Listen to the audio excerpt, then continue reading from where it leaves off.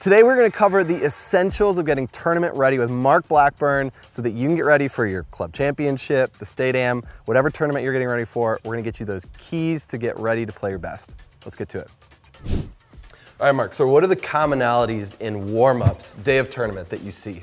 Before we hit golf balls, guys and girls are warming up their body. So when they go to the range, they're not trying to really get loose. They're already done all that. So you got to figure out, like, what's the routine to get you going? Generally speaking, if you're overly rushed, that's not good because then you're in a weird headspace. Yep. When we get out there on the range, and I'll say this again, the range warm-up is a warm-up. It's to get an idea of what you're doing for the day. It isn't a practice session. So the first step is to get the heart rate going. We're gonna hop on the bike, get on the treadmill. Players are gonna do whatever it takes to get the heart rate going, the blood flowing, and then we're gonna get into some specific movements that hopefully your coach has put together for you. And if all this seems like too much, like I can't do this before a round, hang around because Mark has maybe the club players version here in just a few minutes. Understand too, most of the time, the warm-up mirrors the movement patterns that are in somebody's swing. So I always tell somebody, if you're trying to change your golf swing and work on something, this sort of team synergy is vital because as soon as you put the ball down, you're gonna have regression back to the pattern that you've got. But in here, with all medicine balls, kettlebells, dumbbells, the DAP machine, you can break the cycle and you can work on movement patterns. In order to get this speed out to the club, we want to try and have the sensation that our upper body is pushing down on our lower body, right? So it's really trying to get a lot more of this motion, stuff to where you're actually driving energy down and you're being explosive. So you get that almost cracking the whip analogy, if you like. Yep, there you go. So get that down a little bit, drive down. Much better. So you're trying to drive that with your lower body. And these are all like, this is fairly generic, but we're just trying to get you comfortable with that movement pattern, right? Yeah. Now, the next thing would maybe be some jumps. So do the 180 jumps? The 180 jumps. Now, here's the thing. The goal here is to drive this. Lots of people will cheat this. They'll try and do it and they'll use their upper body, but you really want to drive it from your lower body. You want your feet to be driving it and your legs that pushing and turning to create the movement, not just, this is the classic, these don't do anything, this does this. That's not creating the power. The power's got to come from down below and then get out distally to the clubs because there's no point in doing it if you're not doing it the right way. That 100%. Okay, so here, then drive with the lower body and spin. Yep, so that's great, but now we're assuming you're warm. I want you to like some energy in it. Like you're trying to like, okay, good. So you're trying to get it as, and if you can add a little bit of height to it as you're doing it. Here we go, yep. So these, because this is trying to get you to simulate kind of the movements dynamically you would put in your swing. And obviously, people might be watching this and go, well, looks to be a lot of emphasis on power. Well, the reality is, the biggest correlation to sort of world ranking and earnings is definitely more towards driving and strokes gained driving. There are anomalies in there, but so getting comfortable with this and having the ability to generate energy is very important. Because it's that trebuchet you mentioned, that movement, right? Where it's the, and it gets pulled around. And then if I asked you now, when you go out here and you've got a wedge, do you feel like you're stiff? No. Okay, so now we can go out there, you got a little, your heart rate's going a little bit, we'll get out, you'll calm down a little bit, but you're loose. So you're ready to go. There's no, oh, I gotta get. This video is sponsored by the good folks at Rapsodo. Rapsodo is a fantastic launch monitor if you're looking to improve your game. Has simulation indoors, outdoors. You're able to measure your distances. You can now measure spin. It's a fantastic tool, great price point. Operates on your iPad, super easy to use. If you want to get better, you need to get the MLM2 Pro from Rapsodo. It's definitely going to help your golf game. Not a microphone though.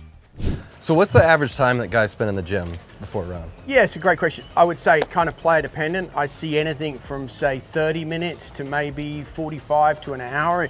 It just depends. So, but that's a long time. Yeah, but they're trying to go through it. They don't, again, nobody wants to be rushed because you don't want to put yourself in that sort of urgency. There's no worse feeling for a golfer than being late to your tee time.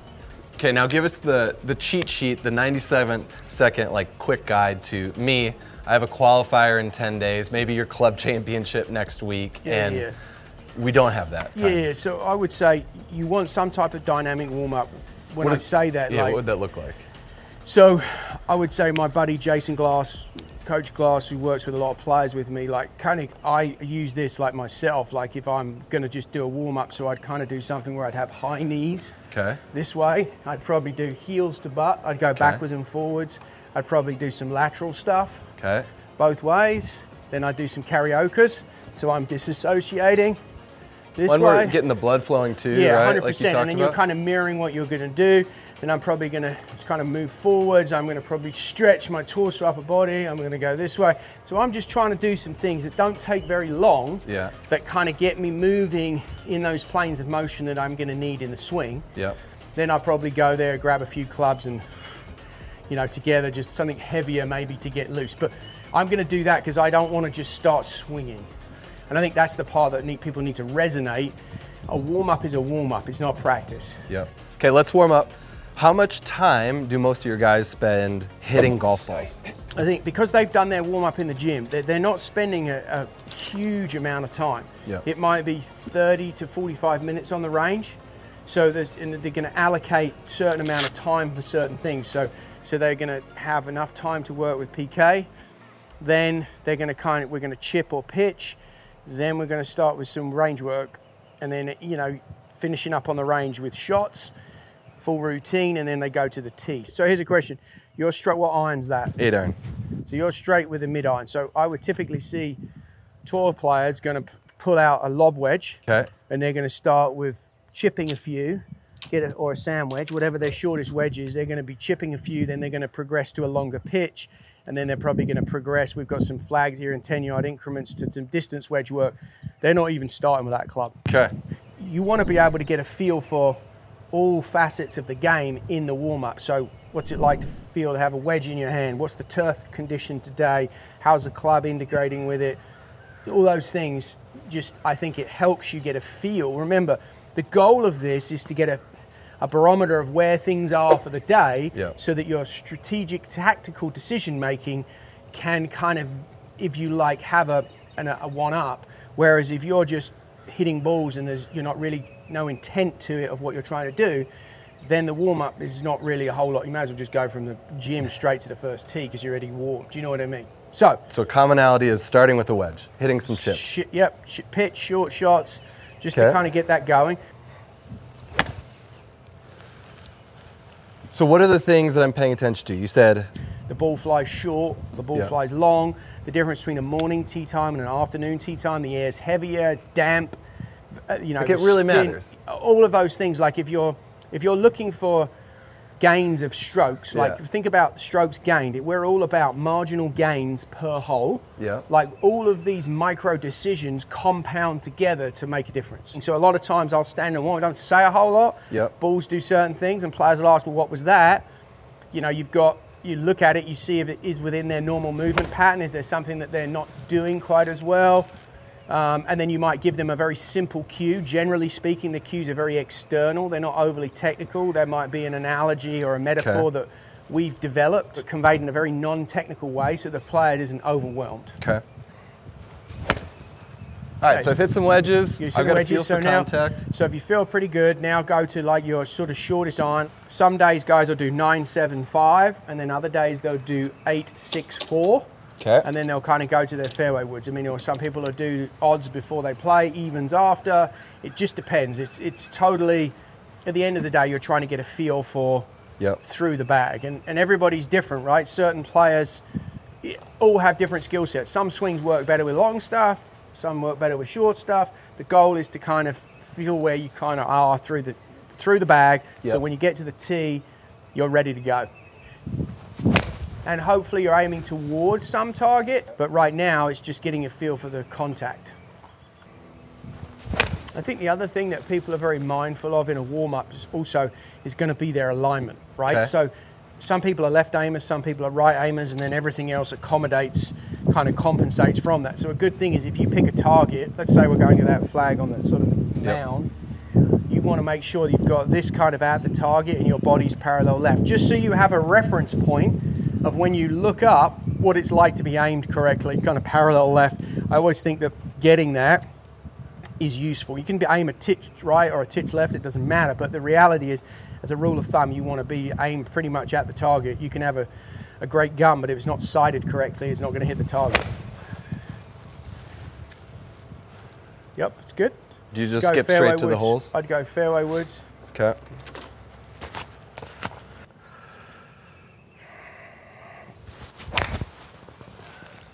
So again, the goal here is not to be judgmental on the shots. It's more to be objective about what's coming out. Okay. Like everybody gets overly emotionally attached to a bad shot. Like a shot is a shot. Even the best players in the world, you're going to hit bad shots. You can't help it. It's just the reality of it. So just you're trying to observe what your tendencies are. What am I actually doing today? Okay. And just remember, the function of a golf shot is to get the ball towards the target. For your warm-up, is it going towards the target? Even if it doesn't feel great, is it drawing, is it fading? Kind of just being mindful of that, that's the goal. There it is. So bad shot, right? Yep. What, a lot of people, I think, overreact to that. Correct. Bad shots happen.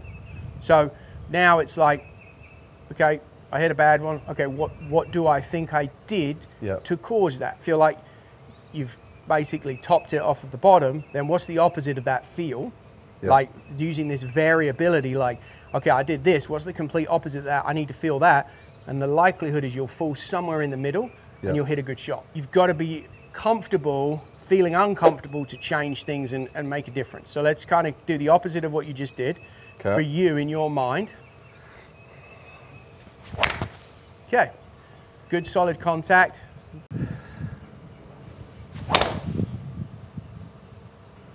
That was nice, Mark. Oh, wow, that's slow. Holy crap. Beautiful drive. Yeah. Nice little tight draw. Like one of the biggest things I've talked to more people about speed is like the warm-up and getting into speed is so important. Yeah. Like you can't just hit 3 balls and expect to be at your top speed. No, so like, it's not how it works. So what would we think of as the ultimate event for speed? It's Formula One. Okay. What do? They do warm-up laps. They get the cars going, they get the tires going before they go. So again, it's like, it's just a simple analogy, but it's the same thing. You got to get this ready. You got to get this going.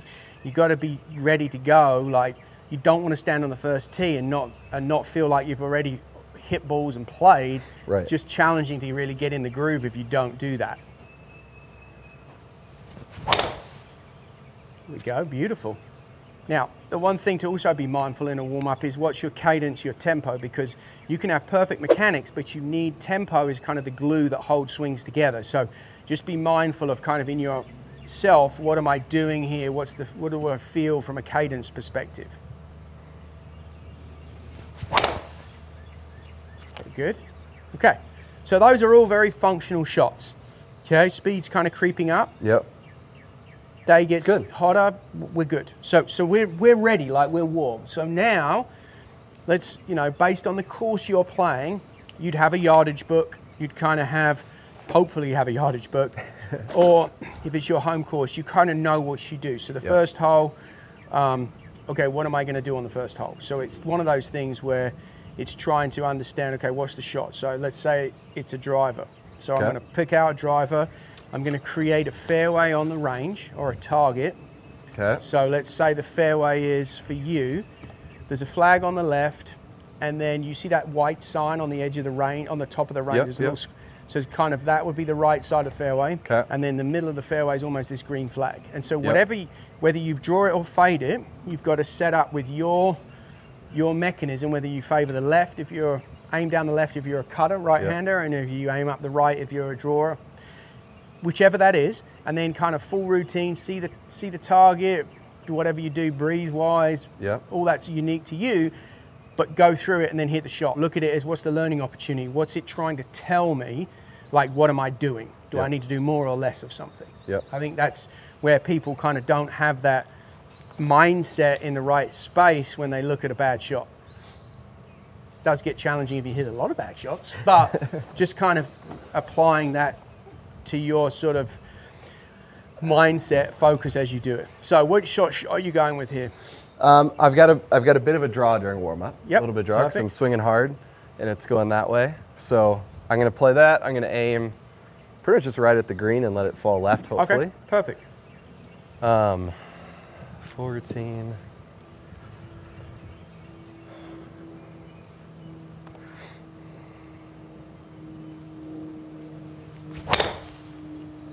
And we hit a first cut of the day. Okay, so again, interesting, little bit of a heel strike most likely. Yep. Let's just say you've got 130 yards. So we're going to put a ball in the rough right there. Okay. So remember, in the rough, the ball's going to fly. So you probably need to most likely take less club to play for the flyer. Yep.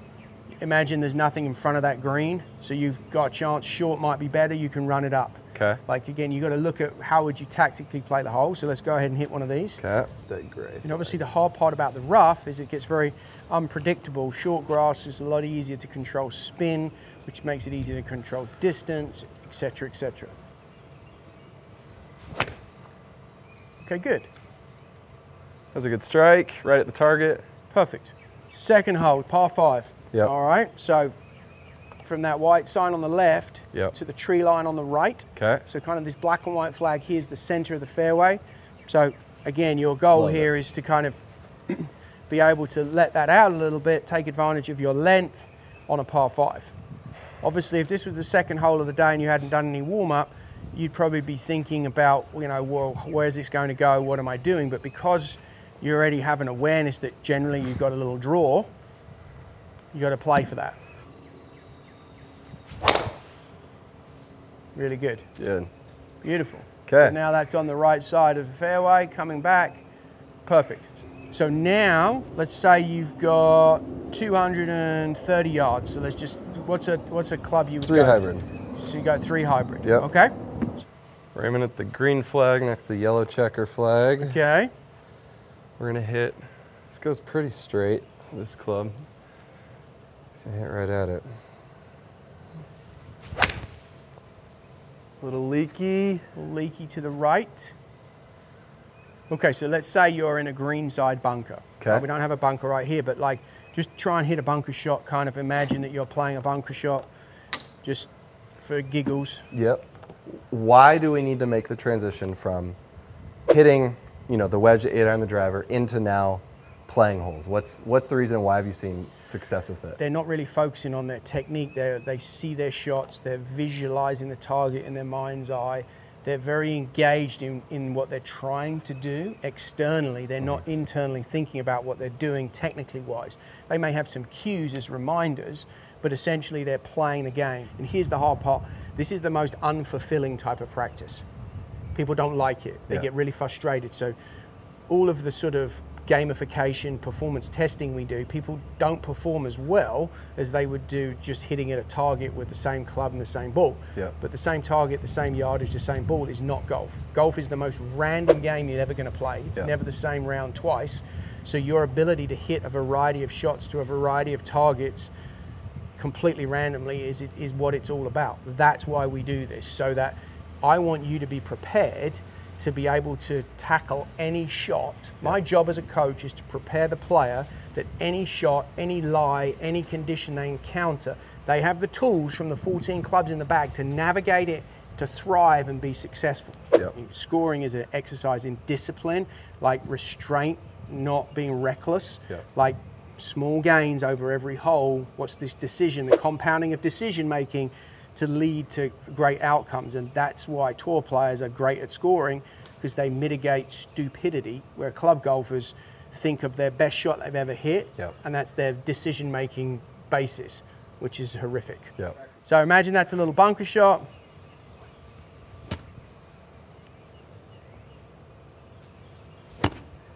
Okay. There we go. All right, so you're on the green, you're putting for birdie. You've played a couple of holes. We can play as many or as few as you want. Some players like to play 3, some people like to play 5, some people like to play 9. It's unique to you. But the whole premise is you're working on that transfer from the range to actually playing the game. So now we need to kind of maybe go hit a couple of chips and putts and then progress to like, let's take it to the course and let's get ready. So things I remember from this warm-up is, one, start with your wedges, work on strike, distance control. Two, well, then we're going to transition to our irons, and we're going to transition to woods and drivers, looking at our patterns and what clues there are there, about where it's going, how our dispersion is looking. And then three, we need to get our playing skills ready to go, warmed up as well, just like the body. So we're going to finish with some holes to get us off to the 100% perfect. Okay, and as close as possible at that tee time as well. Yes. Okay, so that's the same routine you're taking Justin and Max and all these guys through. They're the same 100%, process. and they have their uniqueness within that. Yeah. But the overall framework is what they've figured over time is the best for them. Okay. And it, you know, when you play professional golf, you get to do it your way. Right. College golf is a little different because you're in a team, but like when it's professional golf, you figure out what's the right recipe for you and how do I need to go about it. And this is a general rule of thumb, but it's pretty much what you see as a whole, broad brush, the PGA Tour, LPGA Tour. Love it. All right, let's go to the course. All right, so what are some of the keys to a good practice round, Mark? I think the first thing to understand is practice rounds are a bit of a reconnaissance mission. You're trying to get an understanding of kind of how's the course playing, based on your skill set, tactically, what's the right way for you to shoot the lowest score on each hole possible, right? So that's what I'm trying to get guys and girls to understand. And then it's not necessarily, don't think of it as, oh, I've got to shoot a score. Think of it as I'm going to hit different shots. I'm going to try and get a feel for the greens. I'm going to get a feel for pitching around the greens, like maybe the fairway bunkers, all of these environments that you're going to play, and how do I navigate that and where am I going to play best from based on your skill sets. Yeah. I guess like some questions I have when I do practice rounds is like, should I be hitting multiple drivers? Am I hitting different kinds of shots off tees, or is that just like a waste of time? No, I think that's a great question. So one of the things is, okay, is the hole going to be better for a driver? Is it going to be better for a fairway wood or a hybrid? Like, how are you going to play the hole? Yeah. So you've got to base that on your skill set. If you drive the ball straight and far, and it's a shorter hole, but that allows you to have a wedge in that you can attack a pin, then maybe the best strategy for you is hitting a driver. If you're someone that's a great iron player and you struggle with a driver, you might be better off hitting a hybrid or a fairway wood that allows you to put the ball in play. You may be further back, but because you're stronger at maybe the mid irons, you can play that way. So again, everybody has a different DNA of how they play. You've got to understand that and embrace it, and try and build your game around that and nurture kind of those skills that are your best asset. And that's what we're trying to do in a practice round, is develop that. And what are the shots I'm likely to have on this given hole? And that's what we're trying to prepare for. We're practicing for that so that when the ball ends up there, it's not like, oh no, I don't know what to do. It's like, oh yeah, well, I did that in practice. I understand that's a good place to be. Yep, okay. So this is the driver hole. Let's hit a driver. So you're gonna kind of, with your shot shape, your little draw, you're going to play out the right side and bring it back. And if you err a little bit right, I think you're going to carry it far enough to get past these trees. You might be in the rough, but you'll still be okay. Oh, and I did it. Yeah, very good. That's going to be excellent. I think they'll stay on the right side of the fairway and it's drawing back nicely. So that's a great shot. Perfect. Yeah, 288 carry. There you go. Hit it in the middle. 150 smash. That's great. This spin number, I think we can get your ball speed up. I think we might need to fit you for a driver properly, but you've definitely hit a good shot there. You're in an ideal spot in the fairway. Okay, so great drive in the dead center cut of the fairway. So you played up the right side, it drew back. Now we've got about 83 yards to that flag. That's kind of adjusted, it's up a few percent. There's a bunker here, okay? This flag is in the back of the green. The greens are firm, there's their new greens. So you've got to carry this ball to mitigate that bunker. I need this ball to carry at least 75 yards. So I'm putting uphill. You don't want to be long, because if you're long now, you're coming back down on a downhill on a fast green. That's no good. So the goal here is why I gave you that 78 number. Because I know there's no way you can go long. Okay. Got it. Nice swing. Remember, it's a wedge. The goal here is not trying to hit it hard. It's to try and get that ball on the green. We're right at it. We get the distance. Nice, great shot. So you kind of pulled that a little bit, didn't you? Yeah. But because we hedged on our target, that's within your dispersion cone, that ball's great. And that's why I said you might slightly pull it towards a flag. And a lot of times, if you're playing to the right spot, you could push or pull a shot, which would get it very close to the hole. And that's how we're going to mitigate the error. But you landed the ball short. Yep. Now the ball's up there by the hole. You saw that bounce forward because the greens were pretty firm. And that's what we're trying to do. Give ourselves opportunities. The more putts you can have from, say, 15 feet and in, higher probability of obviously making the putt. So in a practice round like this, do you have guys go hit one out of the rough? We know the greens here are kind of firm because they're newer greens. So go hit one out the rough and see what the ball behavior is from the rough. Yeah. Do you get any control? How thick is the rough? Like, is it going to negate any spin, make it really hard? Then I might get up around the green. Okay, depending on where the pins are going to be cut, how far is it over a certain bunker? Okay, which bunker am I likely to play from? Can I play from any of these bunkers? Remember, when you're out of position, bunkers are very predictable. Rough is not. Right. Just like fairway bunkers. Fairway bunkers are a lot easier to play out of than the rough. So you're going to try and figure out, are they going to come into play? Can I intentionally play out of the fairway bunker if the rough is poor, like really difficult and penal? These are all strategy decisions that go into a practice round that the average golfer wouldn't think about. They'd just be hitting a shot to the green and then they go on to the next hole. Whereas a tour player, we're trying to figure out where are opportunities. If I'm out of position, where can I play to get back in position and to score? So you guys like bunkers? Those might be a place to miss. If bunkers are well maintained and well groomed, yes. Sometimes there's some bunkers which are really hazards and they're really bad, then we would get rid of those. But if the rough is horrific, but the fairway bunkers are good, you might want to be in a bunker because you've got more control. So it's all about control, and if that suits your skill set. Some people aren't very good at a fairway bunker, they might prefer the rough. But generally speaking, we're looking for where are the scoring opportunities when we're playing a practice round. Got it. Okay, so we're on the green. I said the flag was 83 yards. We're going to try and hit it 78. Yeah. So I wanted to make sure there was no way you could go long. Your ball has landed about 83 yards. Here's the pitch mark. Yeah. Greens are firm, and obviously that ball's run back behind the pin. But I wanted to make sure if we come up here and we look, this green's sloping away. They're Bermuda greens, Tiff Eagle, but it's going to be down grain. So that's like glass. Yes. So over here you have no play, especially to a back pin. Right. So I was hedging, and this is what great caddies do too.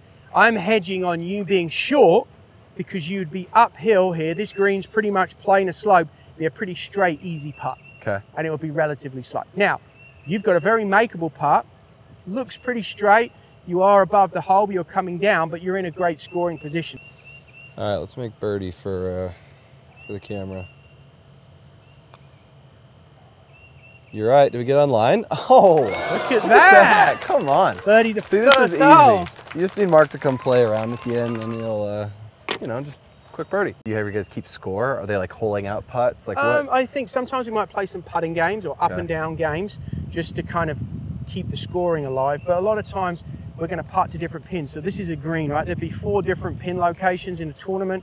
So there might be one over here, there might be one here, there might be one in the front, and there might be one back up here. It's looking at where are the places to play from. Over here, if the pin's here and we go long here, now you can see how that sheen, that's all down grain. Good. That would be a bad error. You'd actually probably be better in that bunker. If that bunker is pretty good, you're now coming uphill, you've got some stopping power. So again, it's like maybe that pin there, you can take it on because the bunker doesn't kill you. You don't want to go long there because if you're long, it's a very challenging up and down. These are all the decisions that you're looking at when, that's why I say reconnaissance, you're trying to figure out how to play the course and where the scoring opportunities lie for a given hole. And some holes are birdie holes. This would probably be a birdie hole, you did. Yeah. Some holes are par holes, like par's a great score and this hole is a hard hole. How are we going to strategically play to make sure we give ourselves a chance to make a putt for par? Okay, so par 3, downhill par 3s are interesting. Obviously, you're going to play shorter. Yep. We've got about 200 yards here. Par 3 is a rule of thumb. Put it on the middle of that green and give yourself a chance. Like, it's in the back, it's enticing, you could draw it in, but we don't need to get greedy. So we want to be short of this pin, we're putting uphill. You could be a 6 if you wanted to fly it all the way, but the greens are firm, so you would not do that. So the 6 is out. Yeah. We've got a 7 iron. We know you say you carry that 180, so just it should be a driving range, very stock, not super hard. You trust you've got the cover for the bunker. Yep. We're trying to put it on that green, maybe aim on the sort of right third of that bunker and just play your stock shot. Ball hopefully will go fairly straight. If you pull it, you might have a kick in again. Yep. If you push it, you should be on the right side of the green. But I think that's what you've got to look at. Par threes, ball on the green, don't get greedy, especially to that back pin. Just try and pick a target that's conservative, Yep. that allows you to, if you have an error, you're still in play and you have a scoring opportunity. Gonna fly it just over the bunker. A little bit of a push. Okay, so let's see how we did on the yardage. That is flying a long way. Right in the bunker. Okay, so you've now got a chance, at least you've got some green to work with from there. Not a great shot, but you're not out of position, right? You're not long, like you're still have a chance to get that ball up and down. So let's go try and work on a bunker shot. Perfect. All right, so we're green side. So look, that shot's actually not that far off the target. Yeah. So if anything, it's probably 5 or 6 yards. You said it was 15 off the tee. Yeah. It's really not. Make percentage from about 8 feet is about 50% on the PGA Tour, right? Yep. So if you leave this 8-footer in, you've hit a good shot. If you can just get this out on the green's firm, it's going to trundle to the hole and you're going to give yourself a putt. So again, the goal here is to just get this out, put it in a position to where you have a chance to make a putt. Remember, in the big picture, bogeys don't kill you. Doubles and triples are devastating. Yeah. Because they're really hard to recover from. So your goal is to get it on the green, give yourself a chance to putt. Go. Oh, yes. Gotten away with one. Okay, so wasn't perfect, but slightly heavy, so it Yeah. doesn't have a whole lot of spin, and then it trundled out. So you're in a really good scoring position. Again, the goal here is to give yourself a putt at par around 8 feet, which you've done. Yep. So now it's like, okay, that wasn't perfect, but you still have a chance to score and save par. In a practice round, like what I've learned now from being here is like, you know what, this is a fine spot to be, because this is probably the hardest pin from this bunker. Yep. It's fine. Yep. So like this is like, okay, no issues aiming right and taking away like left Especially as well. for your shot as a draw, Yeah. aiming right, if you push it, the bunker's not terrible. So and you can play from here, and obviously the sand is good. These bunkers are great, very good, easy to play from. So it's not difficult. And as you said, it's not like the green's relatively flat from here. It's not running away. You've got a chance. And remember, you've got spin and control. You hit not a great bunker shot, and you still are able to play. All right, so our approach shot here is probably about 10 feet. Looks pretty straight. So one little sort of secret source that you see the best players use is obviously you're going to see them straddle. So if they're not sure visually, they're going to come straddle here and try and figure out, you know, which foot has more weight in it. And then obviously if it was my right foot, the putt would probably break right. If it was my left, it would break left. To me, it doesn't feel like a whole lot of difference. So it's probably a relatively straight putt. So that's always a little hack you can use to try and figure that out. Okay. If you're an aim point person, obviously you're very familiar with that, but you just see a lot of the best players doing that now, especially with the rule change where you can actually, it's okay if you accidentally stand on your line, there's no penalty. Got it. And during a practice round, you'd be seeing guys putt it out and go through a routine? Yeah, like I this? mean, I think they're not every hole, but some holes, yes, they're going to do that. I mean, some girls are going to play a money game, and obviously they're putting everything out. But I mean, it just really depends. But you're trying to get a feel for the greens, the pace, the speed. Obviously, the more you go through your routine, the better. Let's pull. Okay, so And it pulled went that left. one, good speed, knocked that in, so that's a bogey. So not great, but the next hole's a par 5, so you got a chance to bring it back. Now, obviously, if you get too cute on holes, get greedy, that's where you make these doubles and triples, and those are just so destructive. So there, it is what it is. You had a par chance, you hit a pulled putt. On to the next hole. All right, Mark, so we have a long par 5 here, wide open. My question to you is like, how many of your players are changing how fast they swing from shot to shot? Yeah, great question. All right, so look, this is a par 5.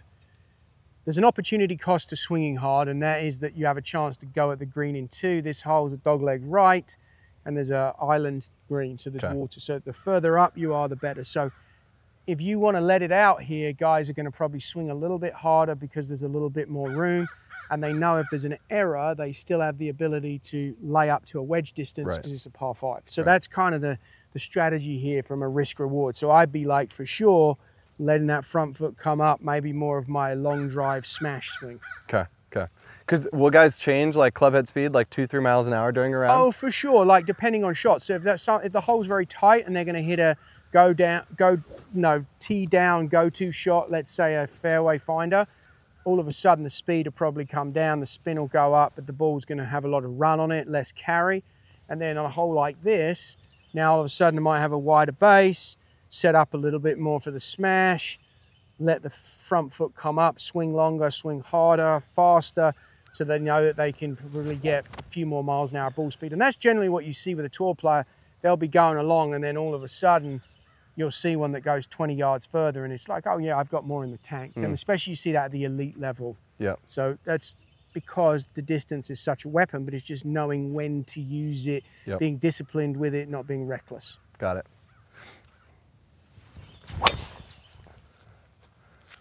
Okay, so I like Not the bad. effort. We'll see where that kind of goes. There's a bunker there. You may have covered that bunker. It might be in it.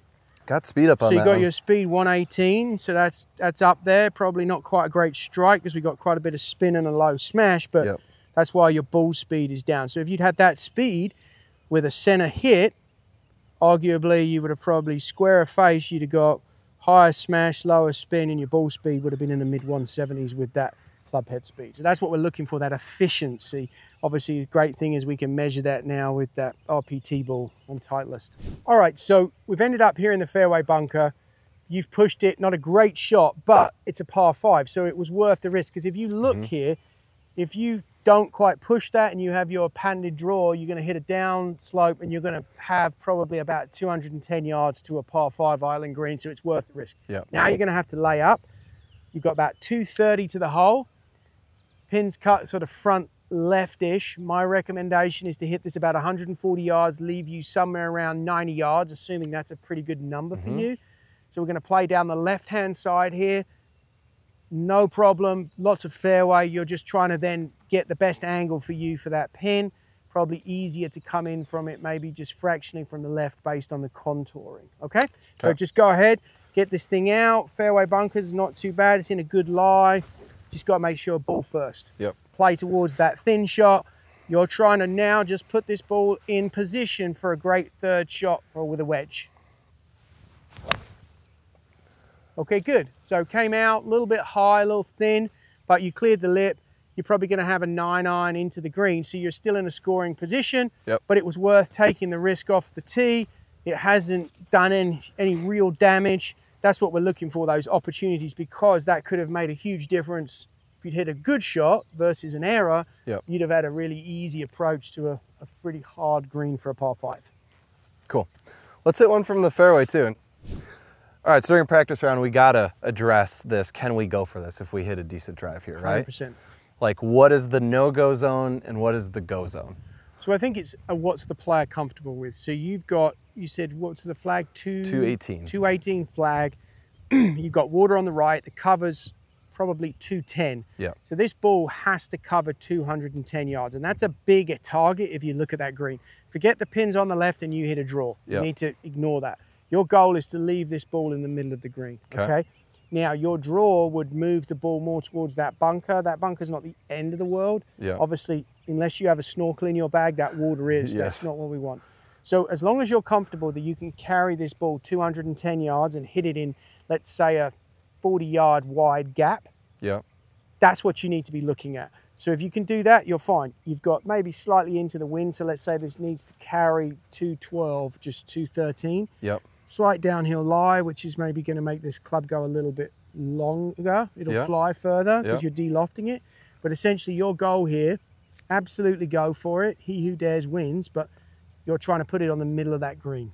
Nothing else. Just ignore the flag. Nice, smooth, good swing. That's going to allow you to be on the green and have an eagle putt. All right, middle of the green. We got the cover, no problem.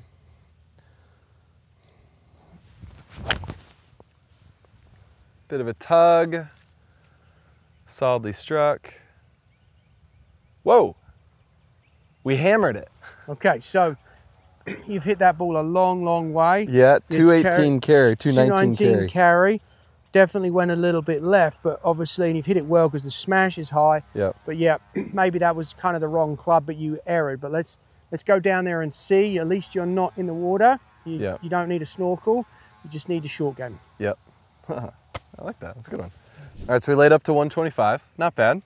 No, it's good. And you didn't hit the best bunker shot, but you're in a good scoring position. So wedge, Now remember, 125, you've got to carry this at least 123 to cover that false front, because otherwise that ball is going to come back. I know the greens are firm, but it's a front pin, so strategically you might want to think about a little bit higher, just so it's coming in with a softer land angle, steeper, ball's going to stop more quickly. But your goal is got to carry that distance so that we can get it close to the hole, and then we'd be putting back towards the flag uphill versus being short. Aim a little right again. We'd like to mitigate that bunker on the left. Okay, so that was a nice launch angle. Ah, dang it. So not quite enough carry. So you're right on that false front. So we looked here, 25, so launch angle is still good. You got that lower launch, but you obviously just didn't quite hit that hard enough. So that carry number there, you can see, is only 116 basically, and we needed another at least 5 yards on that, like to get it kind of around that 120 for the 125. That would have carried that false front. But we're on the green. Now we just need to go make a bit of a snaking putt, but you're at least giving yourself a chance. You're in a scoring position. All right, let's do it. Well, so we learned from the second ball, you can go long in the bunker. That's fine, right? So we got that knowledge now for our tournament. Correct. Let's go look at the one that we're playing. So obviously we needed to carry a little bit further, but you are putting uphill. Relatively straight. Maybe it's going to break a little to the right. That's good. That means you can be aggressive. And you're giving yourself an opportunity, and potentially you'd say that you haven't played this hole as well as you could, but that's the art of scoring, is to have a birdie opportunity when potentially it hasn't been pretty. That is what the essence of scoring. The essence of scoring is a birdie opportunity when you haven't played the hole well. I like that. That's good. That's good. And that's what we've done. We've hit a drive into a bunker, a poor second, and kind of missed a wedge, but here we go. Still in a position to where you can sink this 25, 30 footer, you're going to walk off with a big grin and a birdie. Did we get it? Ah, hello. So a little aggressive. Woo! It was uphill, but now this is a good example of ball's kind of hole is on a bit of a crown uphill, but overly aggressive. Now we've got high stress, because now you've got a very hard putt. So it's like trying to mitigate risk, or you just increased it. So that's the cardinal sin of scoring. You had an opportunity. I'll give you credit, you're aggressive. I love that. But a little overzealous based on where that is just criminal. I just got so pumped up from your motivation there about having a birdie opportunity. Forgot that we had to keep it near the hole. So also this pin position is it's a little dicey. There we go. That's what we needed on the birdie putt. But so you've made a 6 on a par 5. That's one of the cardinal sins when it comes to scoring. However, the learning here, this was a practice round. This wasn't the real thing. You'll know there's a feedback for you is, okay, hold on a minute. Speed, you got to work on a little bit of speed. The point of one of these putts is you want that ball to get heavy around the hole and drop in. We don't want it to be breaking tackles and have to hit the flag stick when it goes in. So I'm saying, okay, this is all pretty good. We probably need to do some speed work today when we're practicing after the round.